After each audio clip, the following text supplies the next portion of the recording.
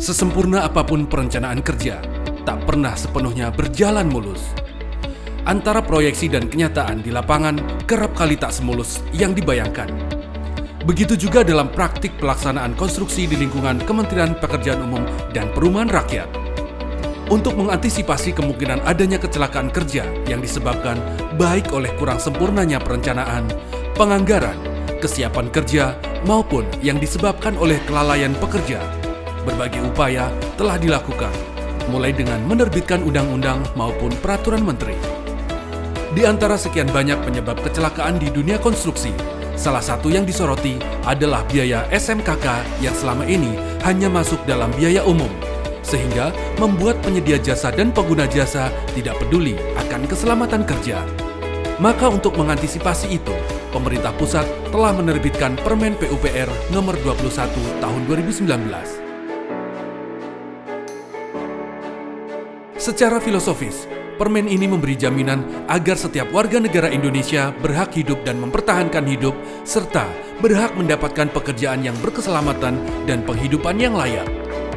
Hal ini sesuai dengan tujuan pembangunan nasional untuk mewujudkan masyarakat adil dan makmur.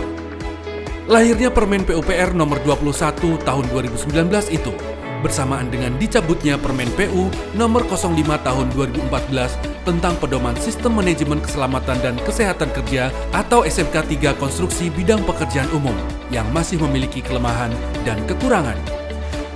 Sebagai kelanjutan dari penerbitan Permen PUPR nomor 21 tahun 2019 tentang sistem manajemen keselamatan kerja atau SMKK, maka diterbitkan Permen PUPR nomor 14 tahun 2020 terkait keselamatan konstruksi.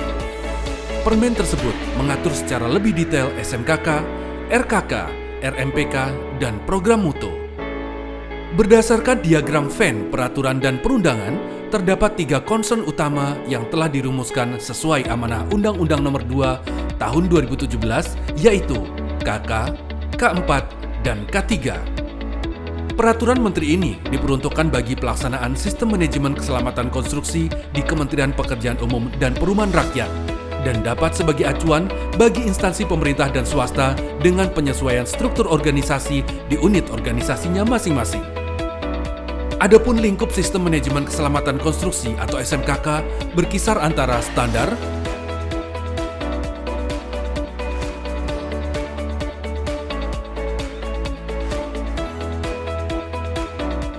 objek yang diselamatkan,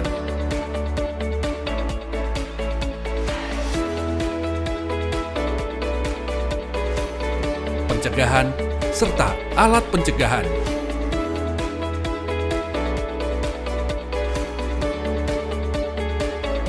Dalam batang tubuh Permen PUPR nomor 21 tahun 2019 dan Permen PUPR nomor 14 tahun 2020, ada sekitar 4 tahapan pelaksanaan sistem manajemen keselamatan kerja.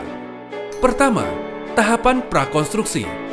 Tahapan ini meliputi pengkajian, perencanaan, dan perancangan. Rancangan konseptual SMKK ini disusun oleh penyedia jasa konsultasi konstruksi pengkajian, penyedia jasa konsultasi konstruksi perencanaan, dan penyedia jasa konsultasi konstruksi perancangan. Setelah disusun, rancangan konseptual SMKK kemudian harus disetujui oleh pengguna jasa untuk dijadikan rujukan dalam menyusun RKK. Adapun penyedia jasa harus memiliki ahli K3 konstruksi. Rancangan konseptual sendiri harus berisi muatan substansi sesuai tahapannya, baik substansi pada level pengkajian, substansi pada level perencanaan, dan lebih detail lagi dalam substansi pada level perancangan.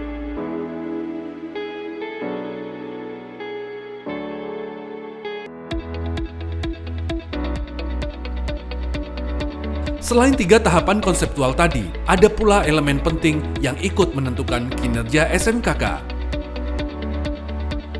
Tahap kedua, yaitu tahap konstruksi, yang terdiri dari procurement, pelaksanaan konstruksi. Tahapan ini terdiri dari pemilihan penyedia jasa, pelaksanaan pekerja konstruksi, dan serah terima pekerjaan. Pada level pemilihan penyedia jasa, bentuk kegiatannya berupa pemilihan dokumen, baik teknis maupun administrasi. Adapun di level pelaksanaan pekerja konstruksi meliputi dua bentuk kegiatan, yaitu pelaksanaan RKK dan penyusunan dan pelaksanaan RMPK. Dan terakhir, yaitu level serah terima pekerjaan, yang memuat bentuk kegiatan pemeriksaan dokumen hasil penerapan SMKK dan penjaminan mutu kepada pengguna jasa. Untuk menjamin mutu SMKK, dalam proses pelaksanaannya dibutuhkan pengendalian pelaksanaan SMKK dengan kriteria pengendalian yang terdiri dari 4M. Nah, setelah standar pengendalian ditentukan, lantas bagaimana standar penentu biaya penerapan SMKK?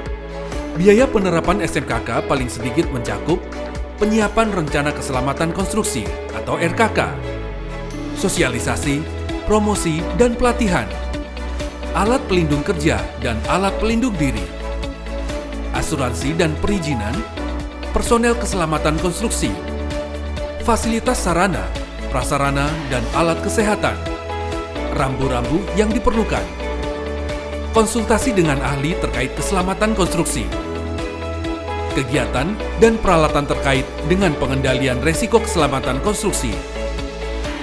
Adapun petunjuk rincian biaya penerapan SMKK bisa dilihat dari contoh bagan atau grafis berikut ini. Sesuai ketentuan, juga ditetapkan unit keselamatan konstruksi yang terdiri dari pimpinan,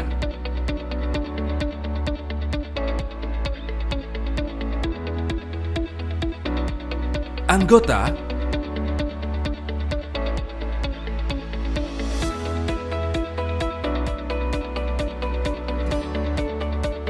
resiko besar,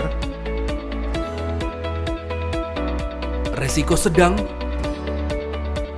dan resiko kecil. Singkatnya, untuk menjadi petugas keselamatan konstruksi harus mengikuti bimbingan teknis SMKK untuk mendapatkan sertifikat kompetensi petugas keselamatan konstruksi. Tahap ketiga, yaitu tahap serah terima pekerjaan. Tahap ini juga disebut tahap penyelesaian pekerjaan konstruksi, dimulai dari tahap PHO, pemeliharaan, hingga FHO. Dan berikut ini adalah alurnya. Setelah serah terima pertama pekerjaan SMKK atau PHO diterapkan, dalam pengoperasian dan pemeliharaan atau disebut pekerjaan pemeliharaan. Kemudian, setelah melewati tahap pekerjaan pemeliharaan, baru masuk ke serah terima akhir pekerjaan atau FHO. Di level ini, pengoperasian dan pemeliharaan, pengguna jasa harus merujuk pada hasil perancangan yang telah dimutakhirkan dan panduan keselamatan operasi dan pemeliharaan konstruksi bangunan yang sudah memperhitungkan keselamatan konstruksi yang disusun oleh penyedia jasa pekerjaan konstruksi berdasarkan hasil pelaksanaan rancangan dan RKK yang dimutakhirkan. Setelah itu, lalu serah terima kepada penyelenggara infrastruktur. Tahap keempat, yaitu ketentuan peralihan dan penutup. Di tahap ini, ada ketentuan yang berlaku baik di level peralihan maupun penutup. Ketentuan peralihan, RKK pada kontrak kerja konstruksi untuk pekerjaan konstruksi yang telah ditandatangani sebelum berlakunya peraturan menteri ini tetap berlaku sampai dengan berakhirnya kontrak kerja konstruksi tersebut. Sertifikat petugas K3 konstruksi dan surat keterangan penjaminan mutu dan pengendalian mutu yang telah diterbitkan sebelum berlakunya peraturan menteri ini harus disesuaikan dengan peraturan menteri paling lambat 2 tahun sejak peraturan menteri ini mulai berlaku. Ketentuan penutup.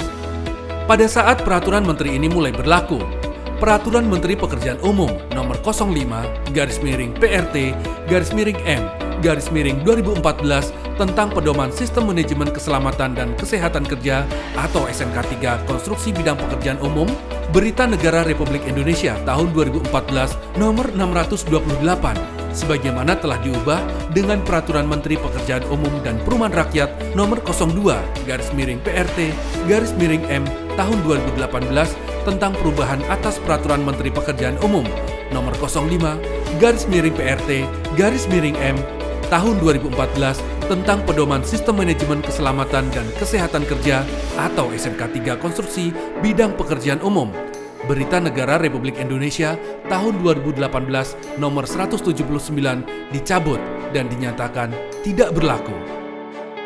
Nah, Jika payung hukum dan ketentuan perundang-undangan dan peraturan menteri sudah disediakan untuk menjamin sistem manajemen keselamatan kerja, kini tinggal bagaimana kita mengikuti tahapan dan prosedur yang sudah ditetapkan, dengan harapan tidak terjadi lagi resiko kecelakaan kerja di lapangan.